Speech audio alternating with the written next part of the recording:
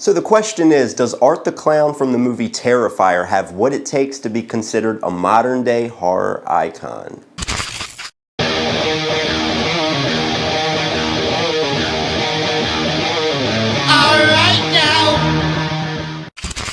What exactly is it that makes a horror icon, for lack of a better term? Like in the 70s and 80s, what made Michael, Jason, and Freddy these immortalized horror icons that we all know and love to this day? Was it box office and the impact that their movies made on pop culture? Did it have anything to do with the amount of sequels that these films had? Or was it just this perfect storm that happened after the Vietnam War, where our society was in such a fragile state that it made it possible for such horror movies to thrive? Either way you look at it, Michael Myers, Jason Voorhees, Freddy Kruger, Pinhead, and Leatherface all became these horror entities that we all know and love to this day. Filmmakers are always trying to create the next new horror icon, but to me it seems like that's hit or miss as far as that goes. Like in the late 90s when Scream and I Know What You Did Last Summer came out, Ghostface excelled and Billy Blue went up Schitt's Creek. It seems to me that Ghostface was the last horror icon to be born in the horror world. But in 2016, Damien Leone's Terrifier came out starring David Howard Thornton as Art the Clown. The question is though, can Art the Clown be considered a modern day horror icon? In 2013, director Damien Leone came out with a short anthology film called All Hallows Eve starring Art the Clown. This was the first appearance that Art the Clown actually made. However, he wasn't portrayed by David Howard Thornton at the time. But let's go ahead and start off with the positives in Terrifier. First of all, you can tell that Damien Leone was very passionate about this project. You can also tell that he was a huge fan of slashers back in the 80s. I love the homage that he paid to the first Nightmare on Elm Street in the beginning of the movie. It shows Art the Clown preparing his little gadgets and weapons on like a workbench or a little table, just like how Freddy Kruger was assembling his glove in the very beginning of A Nightmare on Elm Street.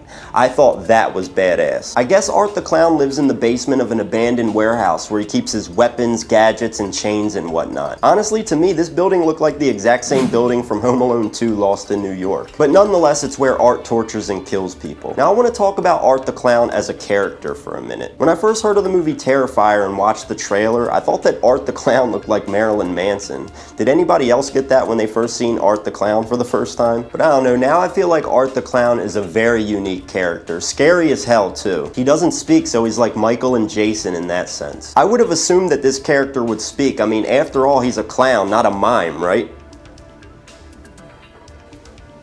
But yeah, Art the Clown is this creepy ass clown who doesn't speak. He's vicious as hell. He's got this black and white costume that matches his face paint. He's just creepy as hell visually, and I do find him scary. You know what scene really creeped me out? The scene at the pizza shop when he was like making all those weird faces at the girl across the way. I'm pretty sure that that creeped her out too. It was interesting, when they're all at the pizza shop, Art goes into the bathroom and writes his name with his own shit. Unless he got the shit out of the toilet where someone else didn't flush. That scene was funny to me because after all, his name is Art, and I must say it's pretty artistic for him to go into the bathroom and write his name with his own feces. Seeing it from someone else's point of view, they're seeing the word art as in like artistic art rather than a person's name. So it's like, hey, look at this beautiful art I've just created with my own poop. You know what? It reminds me of how people sign their names and like do graffiti all over public bathroom walls. But instead of using a Sharpie, he's using his own shit. All right, now I gotta talk about the kills and the carnage candy in this movie. Holy shit. There's nothing like practical effects in slasher movies. Other filmmakers need to take notes and understand that CGI is never the way to go. All the kills in this movie were all practical. The makeup and special effects were phenomenal in Terrifier. Like, I know it takes more time and money to create these special effects practically, but it's always well worth it. I loved the kills in this movie. They were so bloody and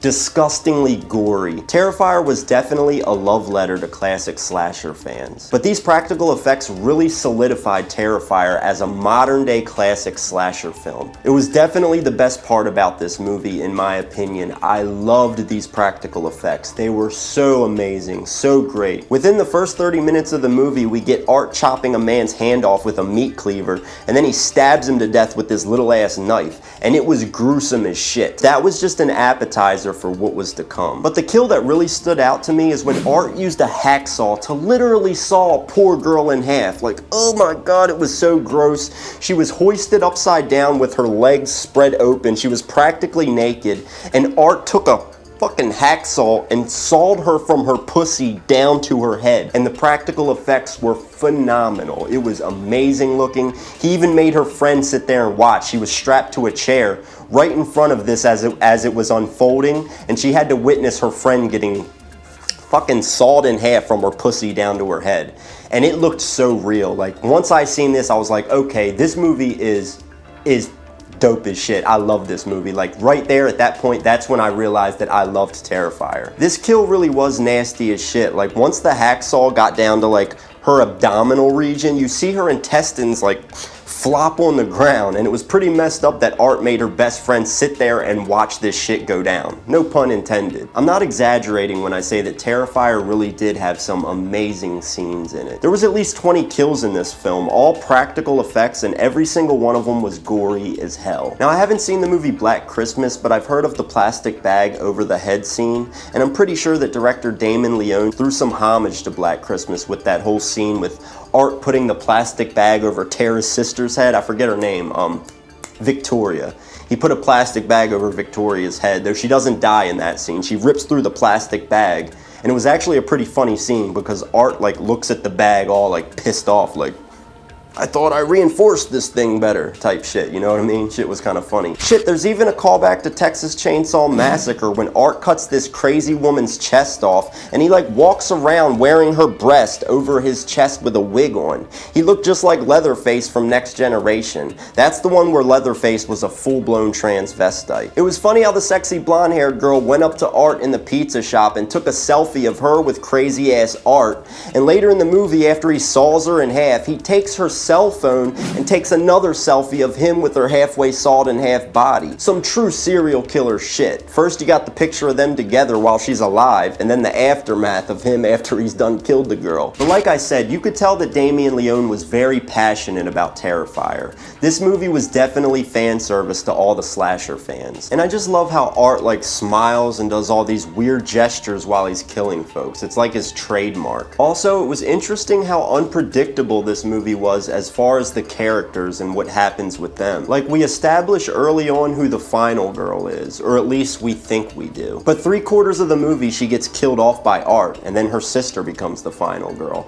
I definitely didn't see that one coming. And also, Art the Clown has got to be the very first slasher villain to ever pull out a handgun and shoot somebody. Most people may look at this as a negative, but not me. Because mostly Art is slicing and dicing with knives and meat cleavers and such, and he only uses the gun when he's getting his ass kicked. It would be different if Art used the handgun throughout the entire runtime of the movie. Then yeah, that would be a major negative for me, but he only used it a few times. I actually find it cool that Art uses a gun, being that it's a slasher movie and all. Remember in Friday the 13th Part 4, the final chapter, when the mortician Axel set his sandwich on top of the dead body that he was probably going to end up doing an autopsy on? Well, I just want to note that they kind of elaborate on why coroners are stereotyped of being that way, and how they can have such thick skin and be able to do such gross stuff like that. The coroner asked the paramedics to bring him something to eat, like a burger or some shit. Well, the female paramedic asks him how he can be hungry for a big greasy burger when he has to cut open all these corpses. And he replies, when you've been doing this as long as I have and you've seen a 6-month-old baby microwaved, everything else seems to pale in comparison. And he does make a valid point. Man, the tone and vibe of Terrifier is just really creepy. Yeah, this was an independent film with a low budget, but they did a fantastic job with the overall tone of the film and the score. Loved the score. Alright, now on to the negatives. I really didn't find that many things about this movie that I didn't like, other than the fact that it didn't make sense to me why Victoria killed that talk show host in the beginning of the movie. She goes on a talk show and talks about how she's a survivor of Art the Clown, and her face is all mangled up. And I hate to say this, I hope I don't offend anyone, but the way that they did her makeup reminded me of that lady who got attacked by that chimpanzee a few years back, because like her eye was missing, her nose was gone, her face was all smashed up, and she looked a lot like that lady who got attacked by the chimpanzee. Well, anyway, she overhears the talk show host on her cell phone bashing her in the way that she looks, and she decides to attack her, and she like messes her face up. I don't know if she kills her or just attacks her.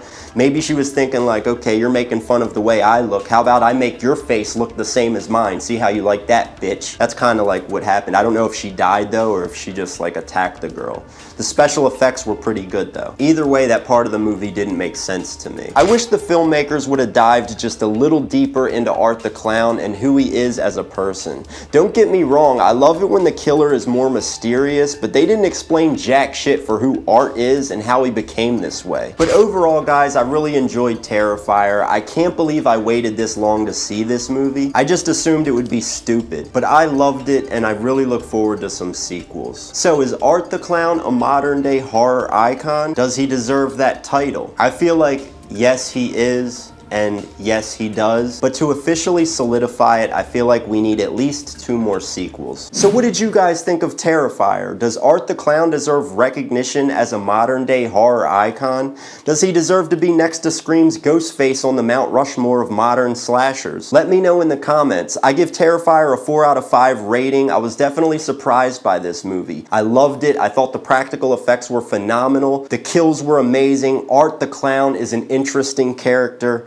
And I love this movie. What did you guys think of Terrifier? My name's Justin Ray. Do me a favor, hit that subscribe button and make sure you ring that notification bell so you can get notifications every time I upload videos. I'm gonna get out of here. I hope all you guys are staying safe out there. I love each and every single one of y'all. Thank you for watching my video. I'll see you guys later on this side or the other side. Peace, folks.